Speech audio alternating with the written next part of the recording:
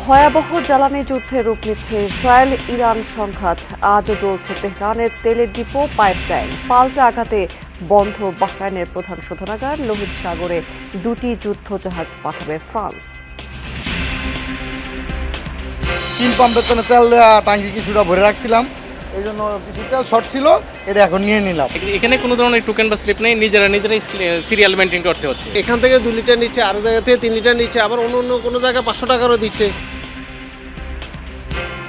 Feeling স্টেশনে তেলের জন্য দীর্ঘ অপেক্ষা। জ্বালানির সহযোগিতার বিষয়ে চীন ভারতের সাথে আলোচনা চলছে, জানিয়েছেন অর্থমন্ত্রী। হাদি হত্যার আসামি ফয়সাল আলমগীরকে ফেরাতে ঢাকার তৎপরতা। দিল্লি অনুমতি দিলে কলকাতায় পাঠানো হবে তদন্ত কর্মকর্তাকে।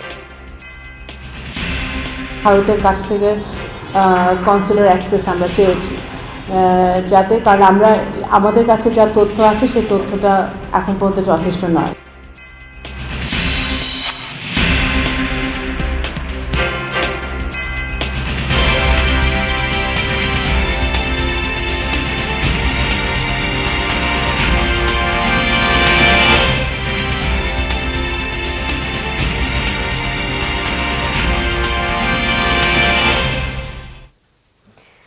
আমন্ত্রণ যমুনা নিউজে আপনাদের সবাইকে স্বাগত জানাচ্ছি। আমি রাবিয়া স্মৃতি। এতক্ষণে শিরোনাম দেখছিলেন, এবার চলে যাচ্ছি পুরো খবরে।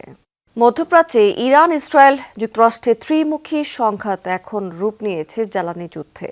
শুরুতে লক্ষ্যবস্তু সামরিক স্থাপনা থাকলেও এখন পরস্পরের জ্বালানি স্থাপনা টার্গেট করে চলছে পাল্টাপাল্টি হামলা।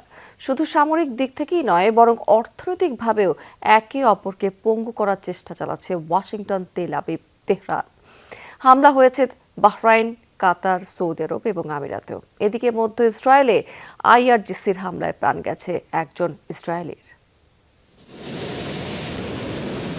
নতুন সর্বোচ্চ ধর্মীয় নেতা মুস্তাফা খামেনির নামে প্রথমবার ইসরায়েলে হামলা চালাচ্ছে ইরানের রেভলিউশনারি গার্ড আইআরজিসি। ছুটছে খাইবার শেকান, খোররাম শার মতো একের পর এক অত্যাধুনিক ব্যালিস্টিক মিসাইল। যুদ্ধ শুরুর পর এ নিয়ে 30 দফা হামলা তেহরানের। তেল আবিব সহ ইসরায়েলের বন্দরনগরী হাইফা এবং মধ্যাঞ্চলের বিভিন্ন এলাকায় সফল আঘাত হানে এসব ক্ষেপণাস্ত্র।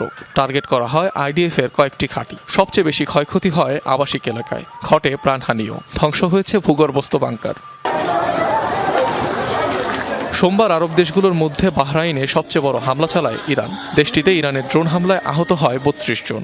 ইরানি ড্রোনের আঘাতে আগুন লেগে যায় প্রধান তেল শোধনাগারেও। ধ্বংস করা হয় 3টি মিসাইল ও 14টি ড্রোন। তবে তুরস্ক, সাইপ্রাস ও আজারবাইজানে চালানো সাম্প্রতিক ড্রোন হামলায় জড়িত নয় ইরান, এমন দাবি পররাষ্ট্র মন্ত্রণালয়ের। ইরান এই অঞ্চলের দেশগুলোর সাথে ভালো ও বন্ধুত্বপূর্ণ সম্পর্ক বজায় রাখতে দৃঢ় প্রতিজ্ঞ। তবে অন্য দেশগুলোর ভূখণ্ড ব্যবহার করে আমাদের বিরুদ্ধে হামলা চালানো হলে আমাদের আত্মরক্ষার অধিকারও আছে। এই প্রতিরক্ষামূলক পদক্ষেপকে শত্রুতাপূর্ণ আচরণ বলা যাবে না। এদিকে আরব আমিরাতের আবুধাবি, কুয়েতের মার্কিন ঘাঁটি এবং ইরাকের কুর্দি অধ্যুষিত অঞ্চলেও হামলা চালিয়েছে আইআরজিসি। যুক্তরাষ্ট্রের স্পাই রাডার ধ্বংসের দাবি করেছে তেহরান। সৌদির মার্কিন ঘাঁটিতে ইরানের হামলায় প্রাণ গেছে আরও এক সেনার। এ নিয়ে ইরানের হামলায় মার্কিন সেনা নিহতের সংখ্যা দাঁড়িয়েছে 7 জনে। এর আগে ইরানের অর্ধশতাধিক গোলাবারুদ ও জ্বালানি তেলের সংরক্ষণাগারে হামলা চালায় ইসরায়েল। রাজধানী ছাড়াও তাবরিজ, ইস্পাহান, বন্দর আব্বাসে চলে ক্ষেপণাস্ত্র হামলা। বিস্ফোরণে ভয়াবহ অগ্নিকাণ্ডের শিকার বেশ কয়েকটি জ্বালানি স্থাপনা। ইরানের সাথে যুদ্ধে লেগে যেতে পারে দীর্ঘ সময়, এমনটা শঙ্কা ইসরায়েলের। তাই প্রতিরক্ষা বাহিনীকে দেওয়া হয়েছে ধৈর্য ধারণের নির্দেশ। 2 বছর ধরে ইসরায়েল জরুরি অবস্থার মধ্যে রয়েছে। এই মুহূর্তে আমাদের অধ্যাবসায় এবং ধৈর্য ধারণ করা দরকার। যুদ্ধে অনেক সময় লাগতে পারে, তবে যত সময় লাগুক না কেন আপনাদের প্রস্তুত থাকতে হবে। এছাড়াও ইরানের রকেট ইঞ্জিন উৎপাদন কারখানা এবং ব্যালিস্টিক ক্ষেপণাস্ত্রের কয়েকটি লঞ্চিং সাইটেও বিমান হামলা চালিয়েছে আইডিএফ। অনিক রহমান, যমুনা নিউজ। বাংলাদেশের প্রথম 5G AI ইনভার্টার যুক্ত সর্বোচ্চ বিদ্যুৎ সাশ্রয়ী যমুনা এয়ার কন্ডিশনার। লোহিত সাগরে দুটি যুদ্ধজাহাজ পাঠানোর ঘোষণা দিয়েছে ফ্রান্সের প্রেসিডেন্ট ইমানুয়েল ম্যাক্রন। ইউরোপীয় ইউনিয়নের নৌ মিশন আসপিডেস এর অংশ হিসেবে এই অঞ্চলটিতে দুটি ফ্রিগেট পাঠানোর ঘোষণা দিয়েছেন তিনি। দাবি করা হয়েছে লোহিত সাগর এবং এর আশেপাশের অঞ্চলে বাণিজ্যিক জাহাজের চলাচলের নিরাপত্তা নিশ্চিত করতে এই সিদ্ধান্ত নিয়েছে দেশটি। ইউরোপ সহ বিশ্বের অন্যান্য দেশের সাথে সমন্বয় করে এই মিশন পরিচালিত হবে।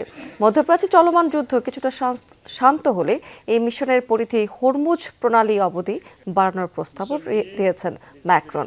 2024 সালে লোহিত সাগর এবং আশেপাশের সমুদ্রপথে যাতায়াতকারী বাণিজ্যিক জাহাজে হুতি বিদ্রোহীদের আক্রমণ ঠেকানোর উদ্দেশ্যে শুরু হয়েছিল অপারেশন আসপিদাস নামের এই নৌ মিশন।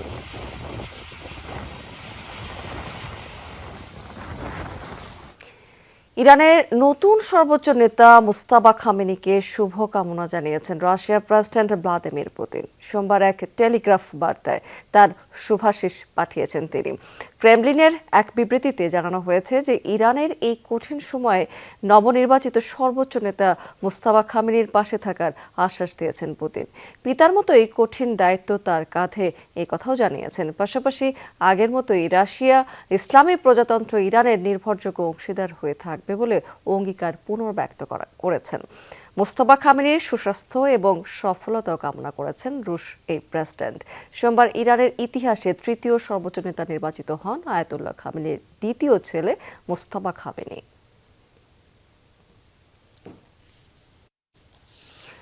এদিকে ইরানের নতুন সর্বোচ্চ নেতা মুস্তাবা খামেনিকে শুভকামনা জানিয়েছেন রাশিয়ার প্রেসিডেন্ট ভ্লাদিমির পুতিন। সোমবার এক টেলিগ্রাফ বার্তায় তার শুভাশিস পাঠিয়েছেন তিনি। ক্রেমলিনের এক বিবৃতিতে জানানো হয়েছে যে ইরানের এই কঠিন সময়ে নবনির্বাচিত সর্বোচ্চ নেতা মুস্তাবা খামেনির পাশে থাকার আশ্বাস দিয়েছেন পুতিন, যেমনটি বলছিলাম।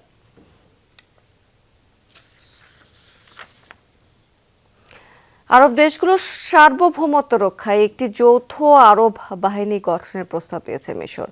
রোববার সংযুক্ত আরব আমিরাতের সভাপতিত্বে একটি ভার্চুয়াল বৈঠক অনুষ্ঠিত হয়েছে। আরব লীগের মন্ত্রী পর্যায়ের জরুরি বৈঠকে এই প্রস্তাব রেখেছেন মিশরের পররাষ্ট্রমন্ত্রী বদর আল দেলাত্তি। প্রতিবেশী আরব দেশগুলোর উপর ইরানের হামলার পর দেশগুলোর সার্বভৌমত্ব প্রশ্নের মুখে পড়েছে বলে শঙ্কা তার। এমন পরিস্থিতিতে ভবিষ্যতের কথা চিন্তা করে এখনই পদক্ষেপ নেওয়া প্রয়োজন বলে মনে করেন তিনি। ঝুঁকি মোকাবেলায় সকল আরব দেশ একত্র হয়ে একটি যৌথ সহযোগিতা কাঠামো গড়ে তোলার আহ্বান জানানো হয়েছে। এরই অংশ হিসেবে একটি যৌথ বাহিনী গড়ে তোলার প্রস্তাব দিয়েছেন তিনি। তেলের দাম $100 ছাড়িয়ে যাওয়ায় জরুরি তেলের মজুদ ছাড়ার জন্য আলোচনায় বসার প্রস্তুতি নিচ্ছে G7 জোট। ফাইন্যান্সিয়াল টাইমসের প্রতিবেদনে উঠে এসেছে আন্তর্জাতিক জ্বালানি সংস্থার আহ্বানে মজুদ মুক্ত করার বিষয়ে আলোচনা করবেন মন্ত্রীরা।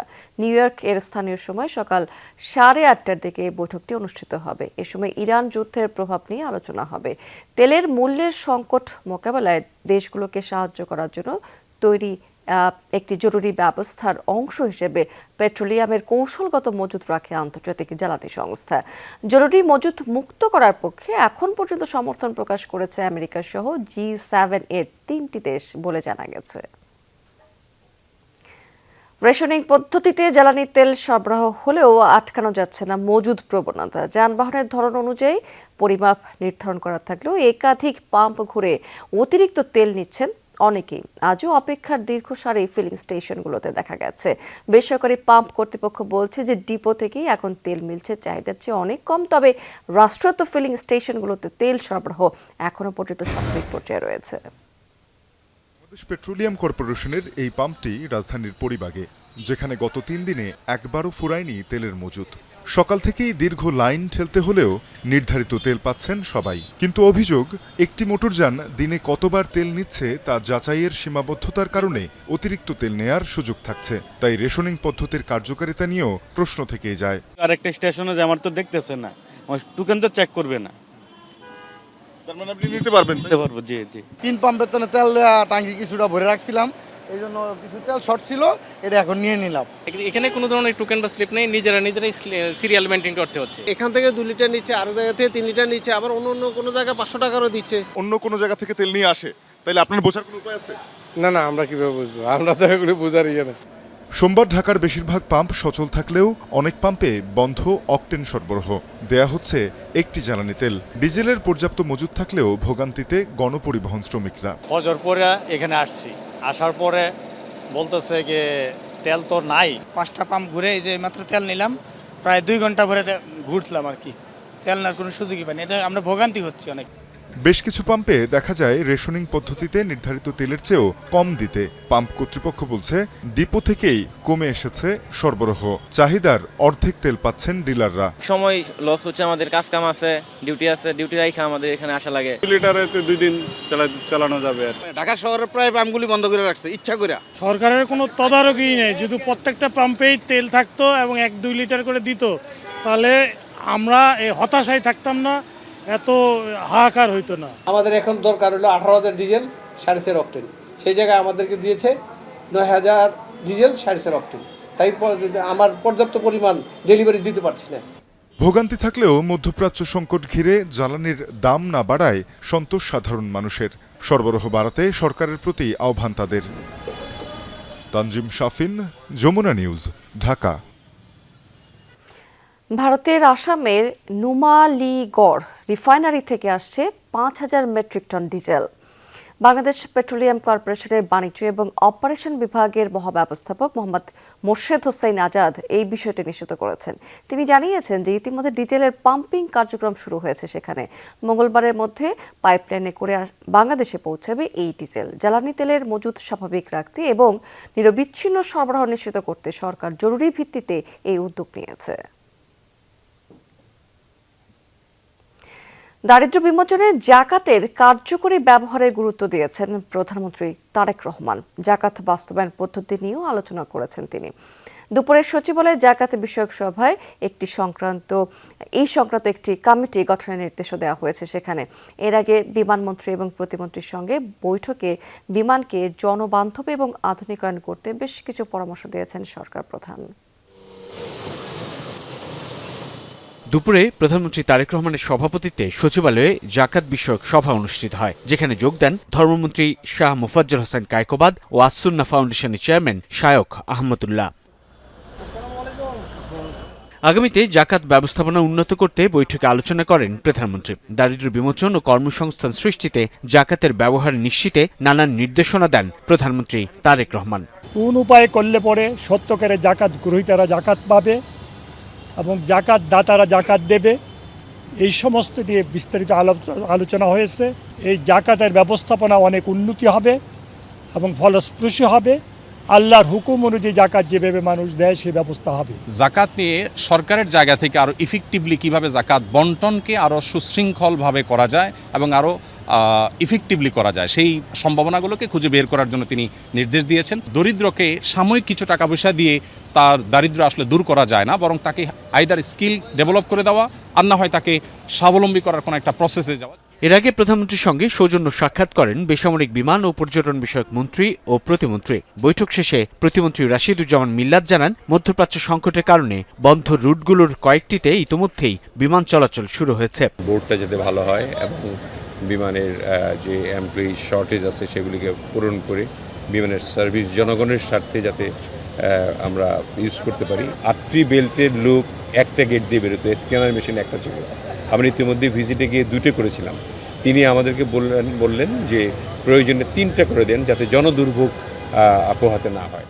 এর আগে সরকার প্রধানের সঙ্গে সাক্ষাৎ করেন মানবাধিকার কর্মী ও আলোকচিত্রী শহীদুল আলম। তিনি জানান, ড্রেক ট্রাস্টের উদ্যোগে বাংলাদেশের পতাকাবাহী একটি জাহাজ গাজা অভিমুখের ফ্লোটিলায় যুক্ত হবে। এ বিষয়ে সার্বিক সহযোগিতা করতে আগ্রহ প্রকাশ করেছেন প্রধানমন্ত্রী। ফ্লোটিলার জন্য একটা বাংলাদেশি জাহাজ নিয়ে যাচ্ছি, সেটার ব্যাপারে উনি নিজে আগ্রহী।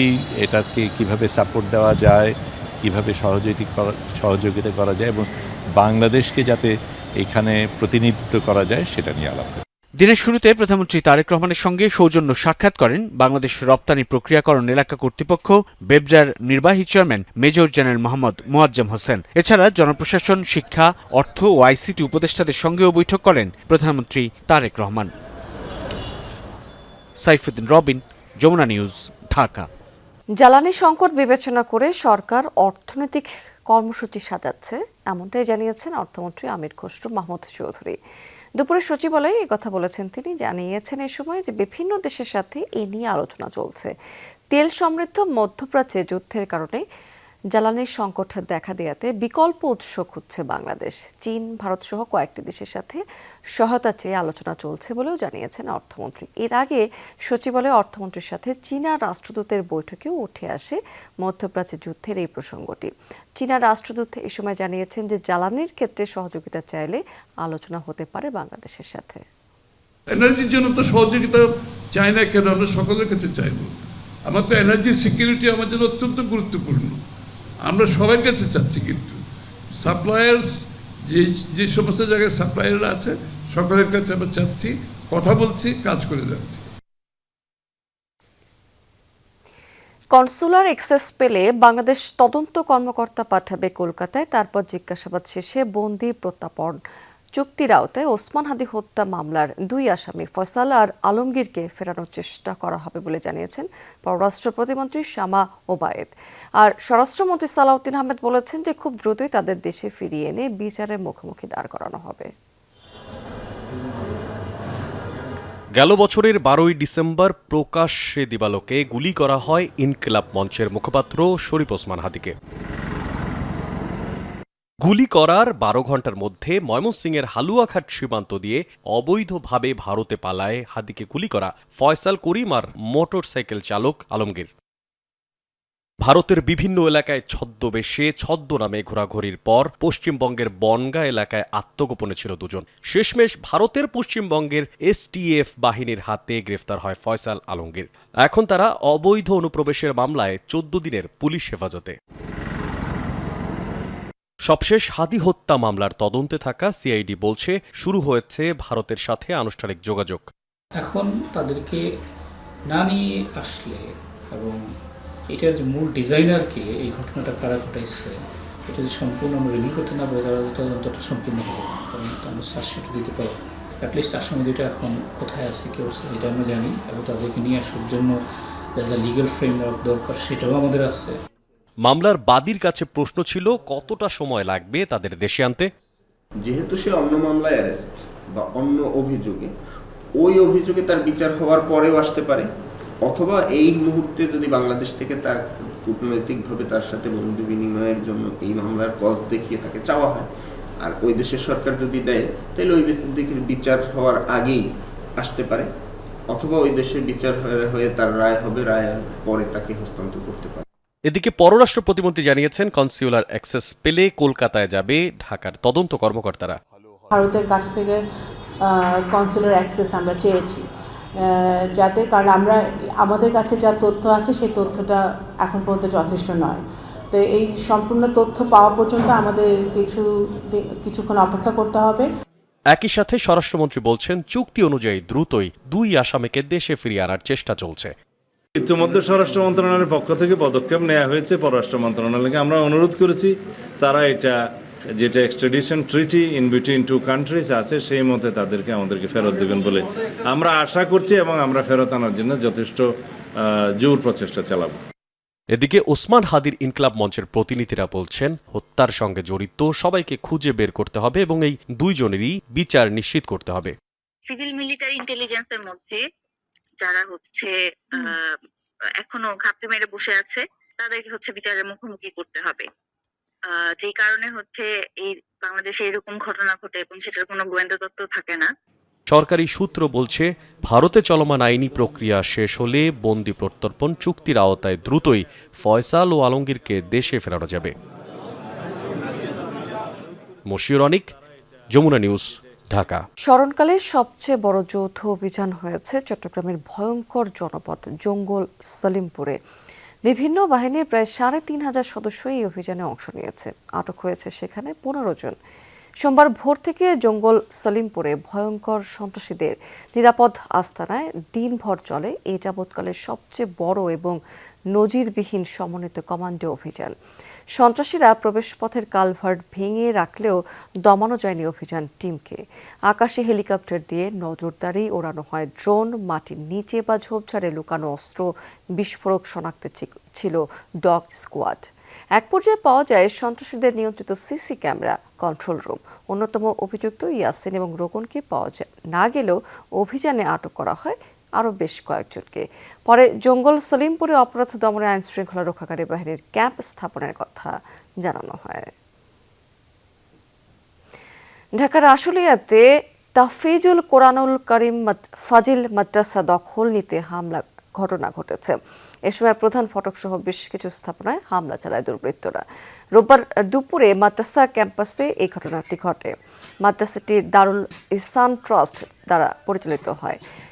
ক্যাম্পাস কর্তৃপক্ষের অভিযোগ, ট্রাস্টি বোর্ড নিয়ে কয়েক পক্ষের মধ্যে বিরোধ চলছিল।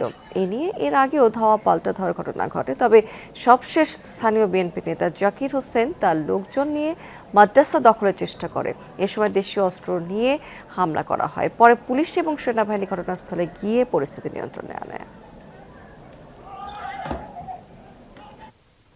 দর্শক, এই ছিল যমুনা নিউজে এখনকার আয়োজনে। এতক্ষণ সঙ্গে থাকার জন্য ধন্যবাদ আপনাদের সবাইকে।